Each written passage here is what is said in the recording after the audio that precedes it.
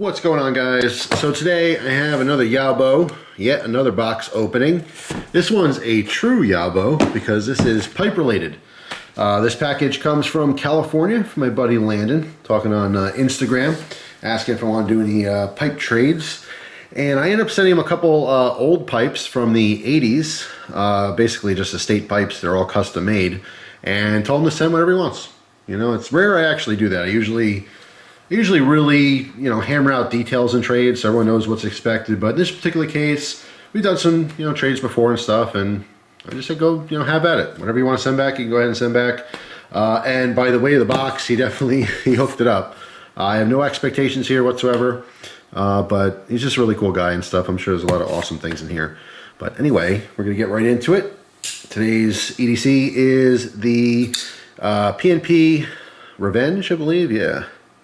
PMP Revenge, interesting knife, an M390. You guys will see a video on that in the future.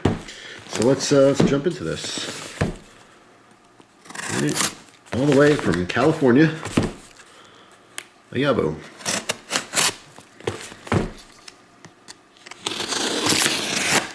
Okay.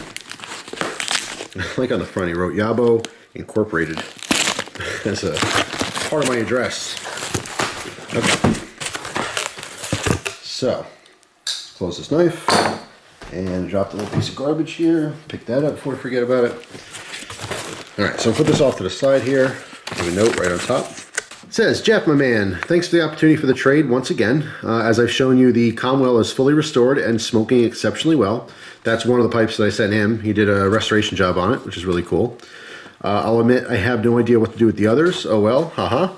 In this box, you'll find the Peterson 2K17 billiard that you expressed interest in, as well as another pipe that I believe you'll enjoy. I hope you find this to be fair payment for the trade, which, like I said, I really did leave it open-ended. He showed me a couple different pipes that he had, and as you mentioned, the Peterson 2017 billiard, I want to say it was like a St. Patrick's Day billiard, but we'll see it in a second here. That was pretty much, I like all pipes. I really do. Some I like, obviously, more than others, but like knives, I like trying all kinds of stuff. So I just kept it open-ended. But yeah, whatever's in here is totally cool. Cool with it. Also, I have included many gifts and goodies I think you'll enjoy, or at least have more use or room for than I have. I will include a separate note detailing everything included, so this can be a surprise if you like, which I do. I do like surprises. Also, if you'd like to open this on camera, that is okay with me. Nothing to hide here. As always, no self-promotion or channel shoutouts necessary. My intention is just the spirit of carrying on our dying hobby of pipe smoking and establishing more friends in it. Thanks for all the trades, advice, and content you've given me for years and years. I look forward to the next one. Cheers, Landon. Scoundrel. Thank you so much, Landon. I appreciate that a great deal. Very excited about it. I've been very heavily focused on cigar stuff for a while. And I kind of go back and forth between pipes and cigars. I've discussed this privately with a lot of people, but I don't know if I mentioned on camera. For me, pipes are, first of all, I do enjoy smoking pipes more in cold weather. Probably just because it's very warming. To have that bowl in your hand is a nice experience. But cigars are just convenient. I like a cigar and I'm good to go. A pipe definitely takes more attention. It's more of a process, so you're kind of sitting down, really, enjoying that whole thing. So yeah, this summer you guys will definitely see more pipe-related stuff, maybe pipe tobacco videos or maybe videos on these pipes. Who knows? But yeah, I still do smoke pipes because people do occasionally ask about it. So, all right, so I have the other note, contents, spoiler alert. I'll save that for later. Probably just read that off camera, unless I have a question about something here. All right, so actually, you know what? Here, let's take a peek in the box. I'm gonna put everything on the table here, and then we'll talk about it. So I'll be right back. All right, I'm back. There's a ton of stuff here. Really, really cool looking stuff too. So first what I'm gonna do is I'm gonna look at the pipes, since it's the pipe YABO. And then afterwards I'll read the spoiler alert paper and we'll go through the other stuff as well. So 2 Peterson pipes, which was more than enough. Just the pipes alone were a really cool surprise. So let's see. This one here. The proper way to reveal a YABO pipe is with the stem. Right, it's got a little P-lip. You guys hear that? Mid-pipe reveal. I don't know if you even heard that, but Gus is sleeping on the couch and he was just ripping it. Just burp, burp, burp, burp, burp. So anyway, if you did hear that, it was not me. I do claim my own. All right, here we go. Oh, upside down. Wow, this is awesome. This looks like the Peterson, you know what, actually, I forgot the name of the pipe. The tankard, maybe? I think it's the tankard. But I might not be right on that. We'll see. Beautiful, beautiful. Got a silver band on here. This has the P-lip, okay, which has the hole on top. If you know what that is, you can watch videos in here on it. Has a really, really nice feel to it. Nice, long, straight pipe. Smells good.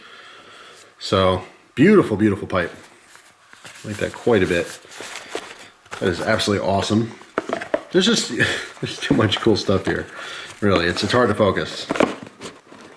All right, so the next one here, he mentioned the 2017, so I'm assuming that's what this one is, but we're gonna do a little reveal. All right, same thing.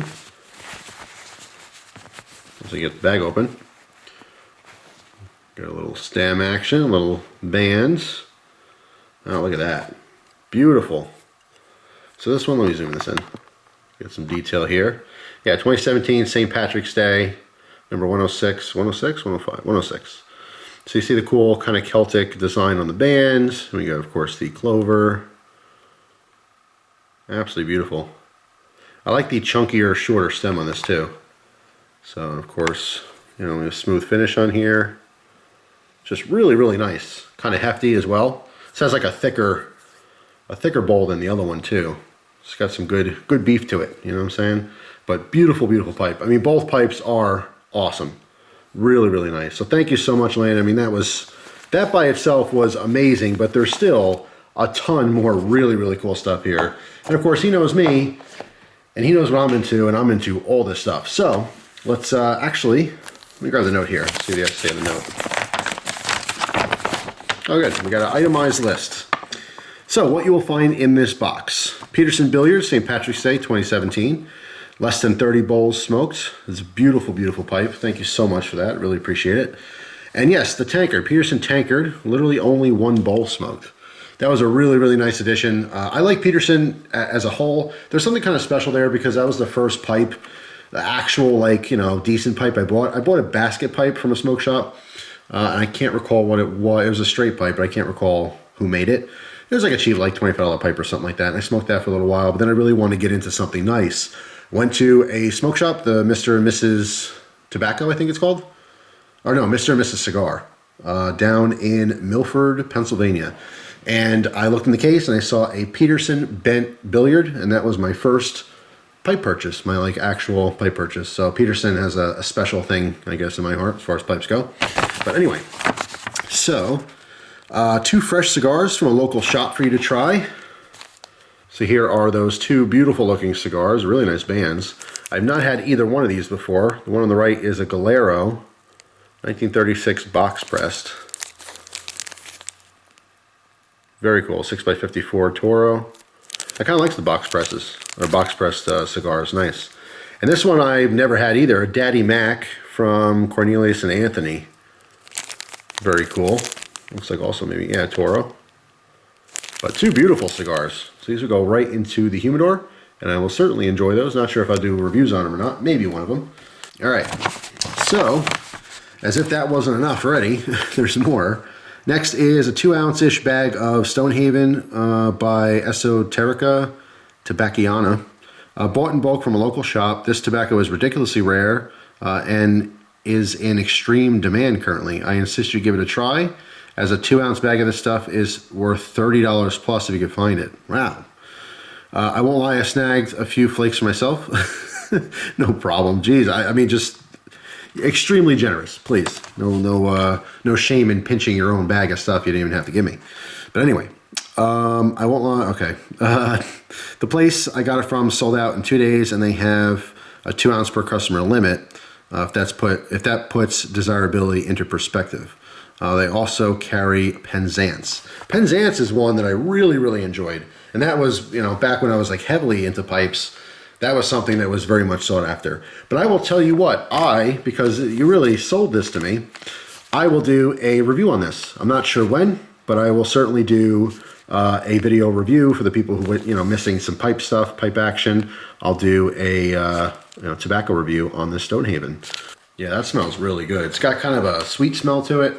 Really, really nice. So yes, I will definitely do a review on that in one of these brand new pipes. All right, guys, I'll tell you what, I just had an idea. I will definitely be doing a review on this tobacco, but I want you to vote down below. I'll put a little comment there for both of these. I'll put a comment that says Peterson St. Patrick's Day pipe, and I'll put another comment that says Peterson Smooth Tankard, and you guys will vote which pipe you want me to smoke this tobacco in when I do that review. All right, so vote down below just by using the thumbs. Whatever one has more thumbs up after a week, I'll use that pipe. All right, so moving on. That's very exciting, can't wait for that. Next says there's an 1864 $20 Confederate bill. One of many I inherited years ago. I figured you'd find it interesting. I don't specifically collect money, but I do find these things extremely, extremely interesting. This one will stay with me probably forever. To be honest, it might be, that one little thing that kind of gets me interested in collecting paper bills. I do have a couple like random $2 bills and stuff. And you guys know I really like silver as a whole, but I'm starting to really kind of like just different types of silver coins. So who knows, maybe I will start a collection of paper money. But this is just, it's beautiful. It's a piece of Americana. It's American history. It's really, really cool. 1864, I mean, it's amazing. All right, I see some actual signatures on there. So you can recall, well, obviously you guys weren't alive, but if you can imagine, I should say, a day where our bills were actually signed by the people who were promising them to be worth something. Just really, really interesting. So thank you so much for that. Like I said, it might be the spark that engulfs me in wanting to collect more stuff, which I shouldn't be doing. I shouldn't be collecting more stuff, but I just have so many interests. All right, so next on the list says a blank load of books. It's a buttload. That's what it says. Of books that seem right up your alley. Yes, I love books. You guys know I absolutely love books, especially if it pertains to my hobbies. Just putting this on the table, I got a quick, sneak peek of these. They are awesome. I would have specifically bought every single one of these books had I seen them at, a sale or something like that. So thumbs up to that. I love books. Christina, she'll probably get mad because I have too many of them and we don't have a lot of storage in my house, if you can believe it or not. Not because I have a bunch of crap everywhere, it's just because I have a small house. So it's hard to find places to store things. First one, First Field Guide to Amphibians. This is perfect because I just got back from a camping trip, which I didn't talk about yet. Had a lot of fun, went camping with Christina for a couple days. And I got a great little picture of a frog or a toad, possibly. I will look through this book and it will tell me exactly what it is, because that's what this is. It's a guide, all right, which is really cool. So I can probably find out exactly what that was. Next we have Hardening, Tempering, and Heat Treatment. Very, very cool to learn a little bit more about the heat treating process. Obviously, it's a very important aspect to making knives and their performance. You can have an awesome blade steel, but if it's not properly heat treated, it's not going to work. So that is a really cool insight into that. The Complete Guide to Edible Wild Plants, Department of the Army. This looks very familiar. I think I have a copy of this. But what's cool too is when I have doubles, especially if something like this will go into my bug out bag or go, up on my parents. Sometimes I'll go foraging up there. Something nice to have an extra copy, especially because like books like this, I'll take out into the field to actually use them in person, but I don't like getting them all like messed up and stuff. So having a spare copy is awesome because I don't have to worry about maybe like making a note, writing in them, or folding the corner of a page or something like that. So this is really, really cool. So I do appreciate that a great deal. Fishing, fishing, fishing.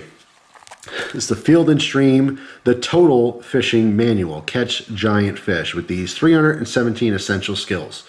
So if you had like, 309 essential skills that you knew about, you're missing out. You need this book.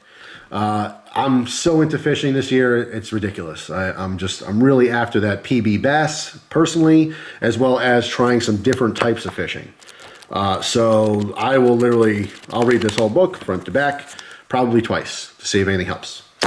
So, and then lastly, we have the Complete Guide to Sharpening. This one's by Leonard Lee. I have a lot of sharpening books. I do not have this one. So this will be an awesome addition to the knife-related collection. Just learn all kinds of stuff about knife sharpening.